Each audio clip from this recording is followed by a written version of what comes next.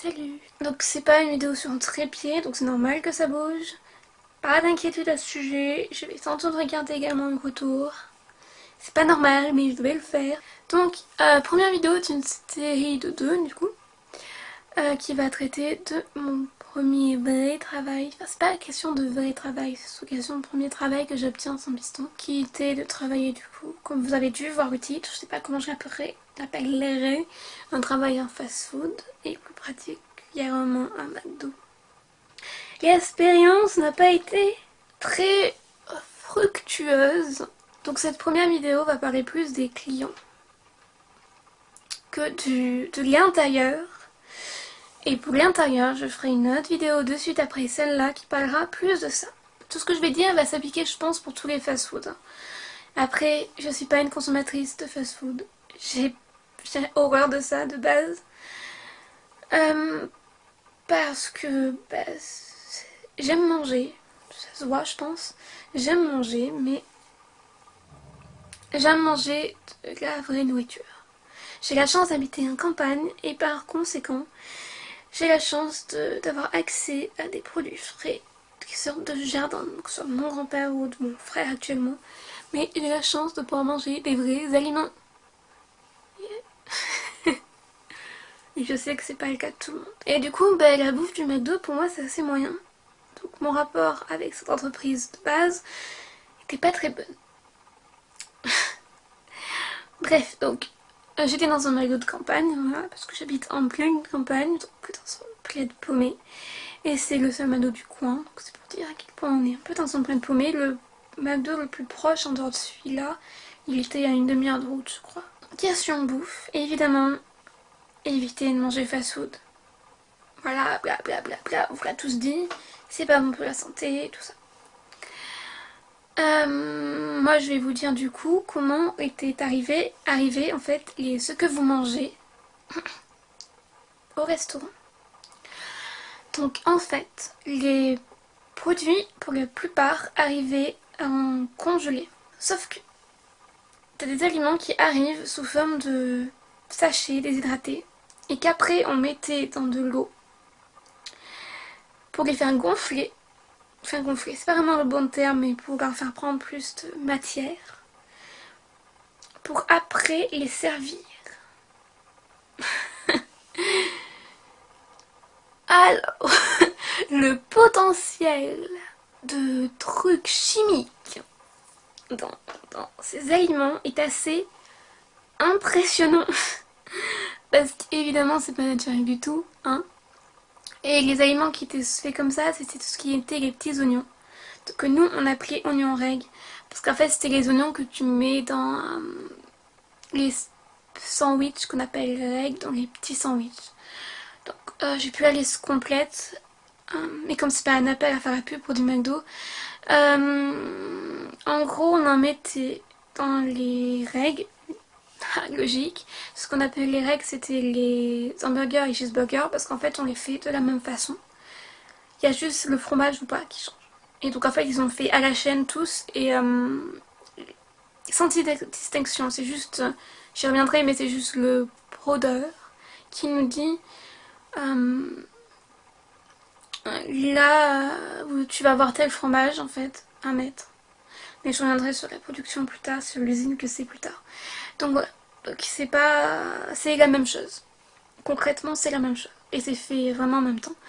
Donc ouais, donc les oignons sont mis là-dedans. On en met dans vraiment tous les petits sandwichs, genre les charolais, les trucs comme ça. Dans les macs, il y en a aussi. Voilà, je vais pas vous faire une liste complète parce que je l'ai plus en tête. Et grosso modo, c'est tous les petits sandwichs. Voilà. Donc ça craignait assez, hein. Après, autre chose qui craignait vraiment, qui était dégueulasse. Bon, du coup, j'avais limite... Enfin, même avec tremper la main pour attraper l'aliment, c'était infect. C'était les cornichons. Les cornichons, en fait, quand ils arrivent, ils ont dans un sachet énorme, vraiment énorme, ils pèsent des tonnes. Enfin, j'exagère, mais ils sont lourds, quoi. Et ils trempent dans un liquide pendant des jours. Peut-être même plus longtemps avant qu'on les reçoive, du coup. Et ça dépend quand c'est qu'on les met et tout ça. Mais ils trempent là-dedans C'est indescriptible.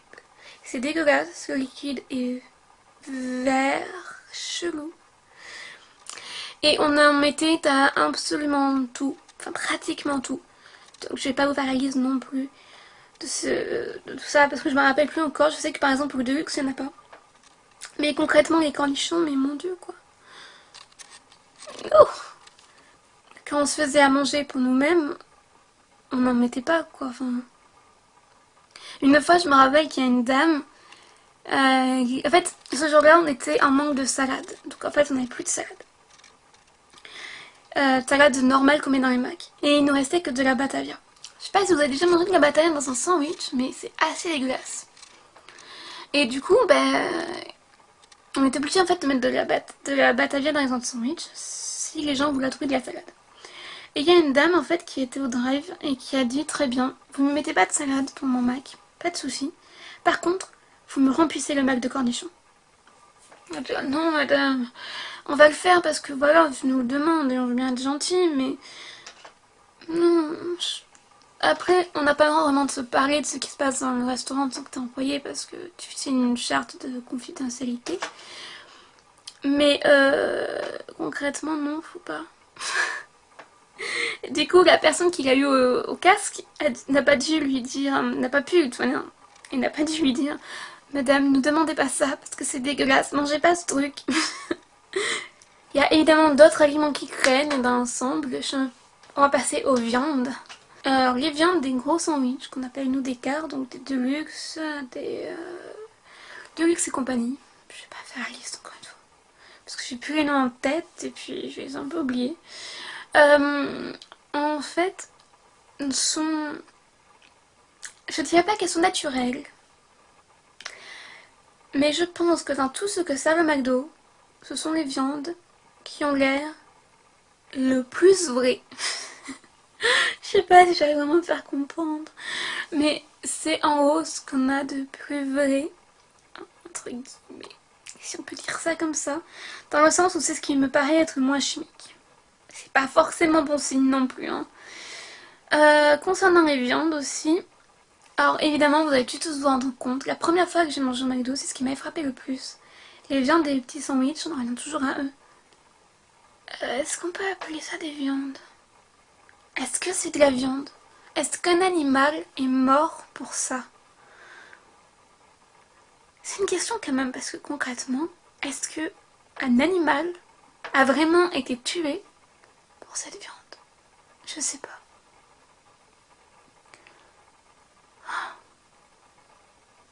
Les pires étant celles des Chicago, ces viandes-là, bon, en plus d'être aussi plates que les viandes des petits sandwichs, hein, on va pas se mentir, tu les mettais dans le grill, sur le grill, tu les faisais cuire, et quand tu les enlevais, t'as le grill qui est tout noir. La viande a l'air carbonisée, et une fois que tu l'enlèves, que tu le mets dans ton sandwich, t'as la viande qui est dans le grill, en fait, qui a gardé la trace de la viande, mais pas comme les autres viandes où ça reste par habitude en fait, tout simplement. Là, ça restait et c'était tout noir. C'était incrusté. Et pour avoir déjà bien nettoyé des grilles après avoir fait cuire les Chicago, c'était dark. C'est dégueulasse. T'as le truc noir qui s'incruste dedans et qui bouge pas. Je sais pas ce qu'ils y mettent dedans. Peut-être que c'est des épices, peut-être que c'est naturel, normal, mais franchement, comment dire ça ? J'en doute. On a aussi les poubelles à changer, sauf qu'on est obligé en fait de mettre 2 sacs poubelles dans chacune des poubelles. Parce que en fait c'est au cas où il y en a une qui se perce, que comme ça il est liquide.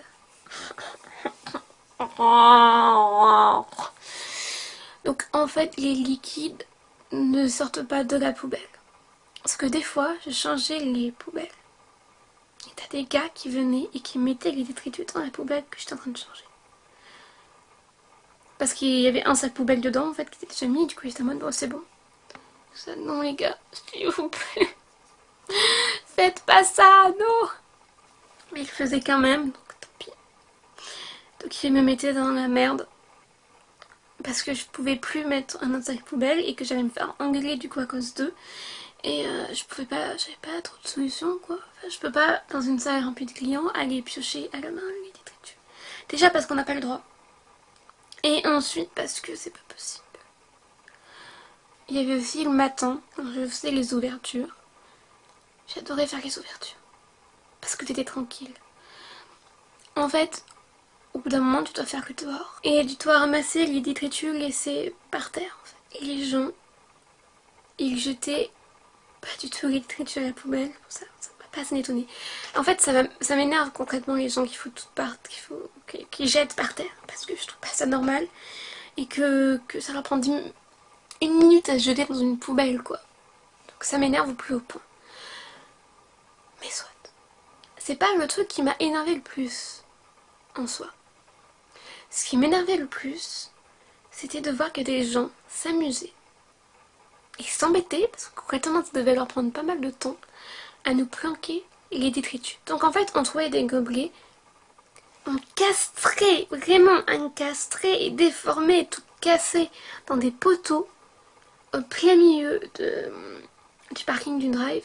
Donc en fait, les gars ont été obligés de descendre de la voiture pour faire ça. Ils n'ont pas pu le faire par leur fenêtre, c'était pas possible.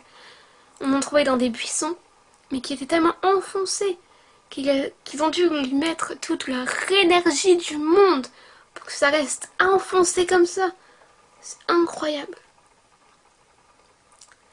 Franchement, on devrait offrir un prix à ces gens qui ont réussi, et je dis bien réussi, à préférer prendre 10 minutes, peut-être même plus, pour aller planquer des détritus et s'amuser à cache-cache ou à Pâques, hein, aux œufs de Pâques, plutôt que de se lever ou de tendre le bras, parce que les poubelles sont vraiment aux abords des véhicules quand même, pour aller ranger, pour jeter leurs détritus. Pour rester dans l'optique des gens, avant de parler du dernier sujet concernant les clients et ce que j'ai pu observer, il y avait aussi des personnes qui nous insultaient. Pour ça, on s'y attendait, moi ça me faisait rire. Oui, quand une personne ne me connaît pas, lorsqu'elle se met à m'insulter alors qu'elle ne me connaît pas, et que ça ne concerne pas forcément mon physique, mais plus ce que je fais, ou quand il n'y a même pas de raison à ça, ça me fait rire. C'est tellement absurde. Et en fait, pour revenir au McDo, il y a une femme, une fois, qui était avec sa fille, qui était pré-ado, je pense, donc dans les 11-12 ans, quelque chose comme ça, peut-être un peu plus, mais grosso modo, et qui lui a dit: si tu ne travailles pas à l'école, voilà où tu vas te retrouver. Et c'est vrai que j'ai vu pas mal de gens dire ça sur internet ou dans la vraie vie, tout simplement. Alors, comment vous expliquer? Il y a des gars, en effet, qui finissent leur vie en bossant au McDo. Ça existe. Je ne prétends pas le contraire. Mais ça ne veut pas dire qu'ils sont forcément nuls, qu'ils ne savent rien faire d'autre, ou qu'ils soient débiles, ou je ne sais quelle connerie. Quand on a une expression de si tu travailles pas assez à l'école,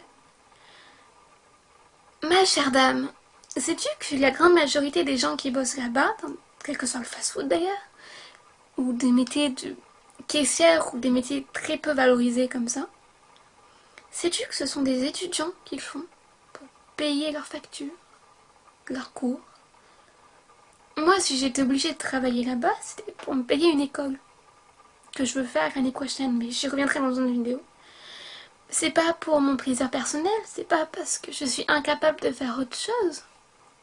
C'est pas mon métier. À toutes les personnes comme toi qui pensent que tu as raté ta vie si tu t'es atterri là, on en revient à la Rolex 150 ans finalement. Non. Parce que les 3 quarts des personnes sont là pour avoir un meilleur avenir. Peut-être que ta fille n'aura pas le choix elle aussi de bosser dans McDo ou de faire un métier de merde. Peut-être c'est possible, parce qu'après tout, t'es peut-être pas riche. Si t'as eu tous les moyens du monde, tout l'argent du monde, et que tu peux en faire bénéficier ton enfant, elle aura beaucoup de chance. En espérant qu'elle soit heureuse à côté, bien sûr, mais dans l'ensemble, elle aura beaucoup de chance. Mais je suis pas sûre que ça la rendra plus heureuse, que ça l'aidera forcément. Mais franchement, si elle a la chance de pas être obligée de bosser pour faire ses études, moi je ne peux que l'envier personnellement. Donc tant mieux pour elle. Mais personnellement, je n'ai pas la chance d'avoir des parents riches. Et je pense pas que d'ailleurs avoir une famille riche, c'est forcément...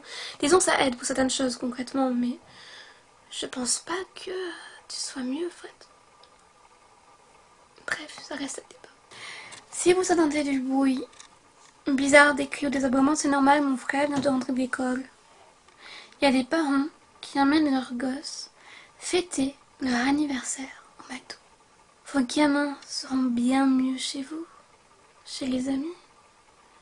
C'est une tristesse de fêter son anniversaire au McDo, mais une tristesse.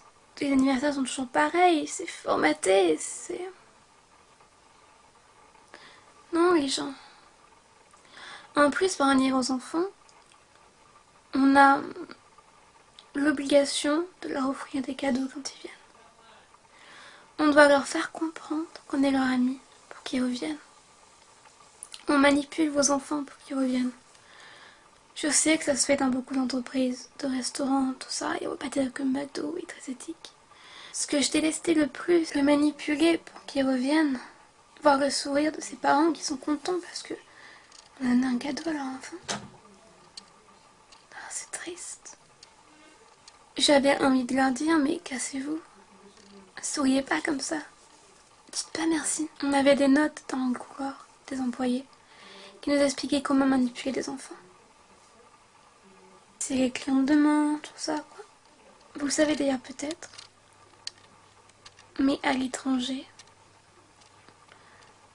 au Brésil plus particulièrement, et sans doute dans d'autres pays,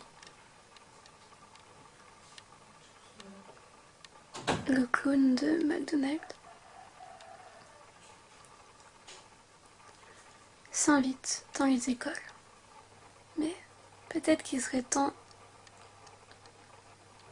de dire non, tout simplement. De dire je refuse de me faire manipuler. Je refuse qu'on me serve de la merde à manger. Je refuse de payer pour ça.